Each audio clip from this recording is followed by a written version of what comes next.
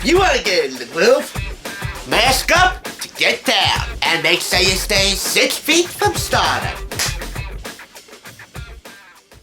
Today, on A Place of Our Own, if you're wishing for a 100 on your next history exam, then let's take a look back at the last 100 years as seen by 2 expert journalists. They hold the key to your grade which can help you make the school newspaper.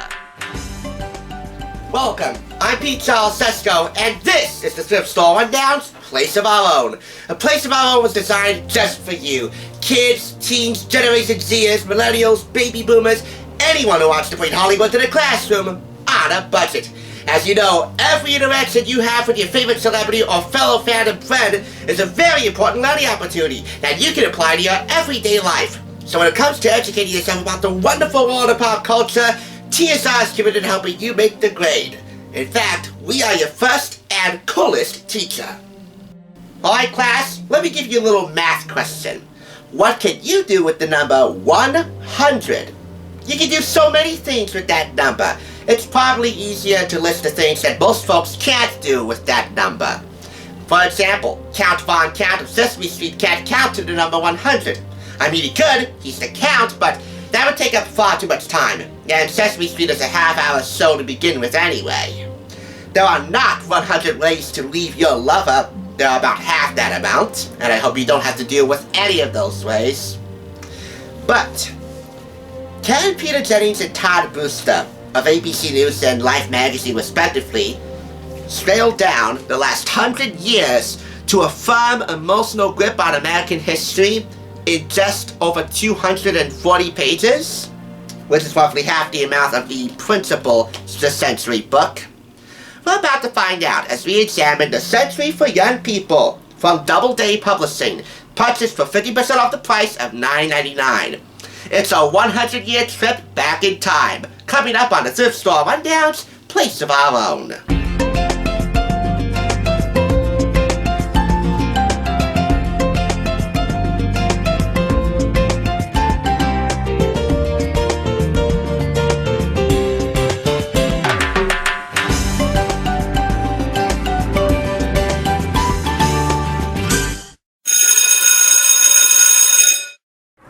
I'm pretty sure you could come up with 100 reasons why this deserves a place in your history book library, or just on your regular coffee table. However, I could come up with 100 reasons why I was a bit hesitant to purchase this book. Then I remembered I have Liberty the American Revolution from PBS. That is certainly not PBS Kids Play. It's not Child's Play. Then again, neither is this. I didn't want to buy this because it really is a repetitive version of The Century, condensed down for younger folk. However, it's adapted very wisely for young people. I'm not talking middle school people. For junior high and high school people, those young people, you should really pay attention to this if you haven't. For the sake of bringing Hollywood home on a budget, we're going to focus on the era of popular culture, when movies and television became all the rage, as well as music. From your show of shows to the Hollywood blacklist, of which Lee Grant, Oscar nominated for her role in Detective Story, was not so glad to be a part of, popular culture really defined the 53 to 61 era, Chapter 8 here, Mass Markets. America was transformed in the 1950s. Home life changed as people left farms and cities for the suburbs. Work life changed, with more people now employed at desk jobs and in stores than on farms and in factories. Shopping changed, making room for new chain stores and the first suburban malls. Supermarkets began to replace grocery stores, and McDonald's started to push out the old-fashioned roadside diners, and Holiday Inns were forcing downtown hotels to shut their doors. The American economy was booming, and more people than ever before shared in the good life.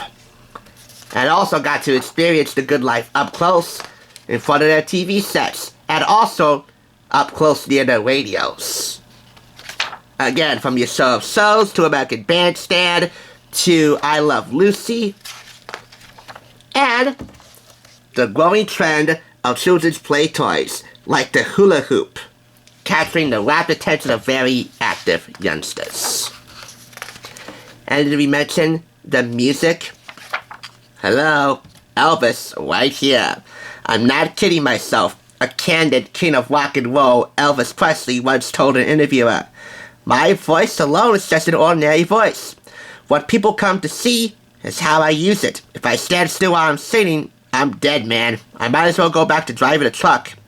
He's performing in front of a rabid audience of mostly females at the Municipal Auditorium in New Orleans.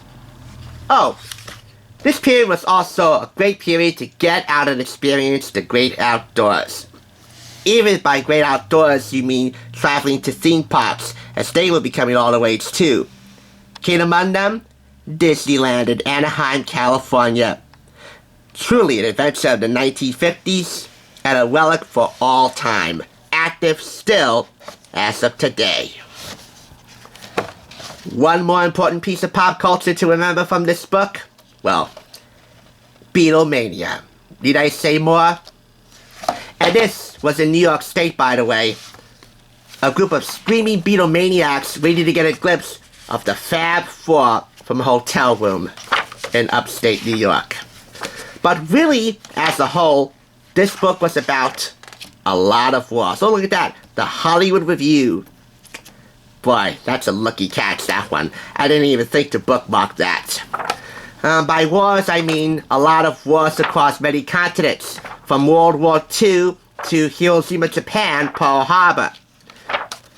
Towards the late 80s and early 90s, the wars on drugs and medical wars. AIDS, crack cocaine, and AIDS, two of the main killers of those two particular time periods. The war on radical politics. Case in point, violent and fatal vigilantism. Lee Harvey Oswald assassinating John F. Kennedy. November 22nd, 1963. And of course, the war between personal pride and public shame. I'll leave that up to you as you read this book to figure out the differences between those and how they came to be two of the most important factors between this booming century and the century of right now. For all of the wars and all of the disasters, including the resignation of President Richard Nixon due to the Watergate scandal, and of course, the Challenger explosion of the early 80s, there have been many triumphs. From Neil Armstrong walking on the moon, to Martin Luther King outlining his dream for the America of today, where races are united regardless of what they look like.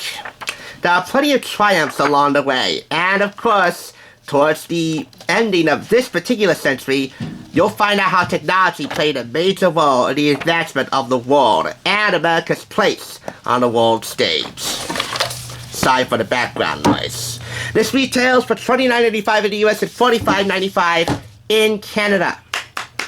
And it's so lavishly illustrated and again, wisely adapted from the principal adult book, which I will link below because I already own that in the library. I gotta give it all 5 claps and recommend to you The Century for Young People. Indeed, for a good chunk of time, more Americans got their news from ABC News than from any other source. Over the air, that is. More Americans also got their news from Life magazine than any other print source. I had to mention that because Todd Brewster came from Life and served as the program's senior editorial producer. If I have anything to say about it, more and more Americans will get caught up on the last 100 years through this book and the one that came before it than any other book. And who knows what the next 100 years will bring. If by some miracle I'm around, I can't wait for Peter's children Elizabeth and Christopher to come up with the sequel. And Todd's son Jack as well.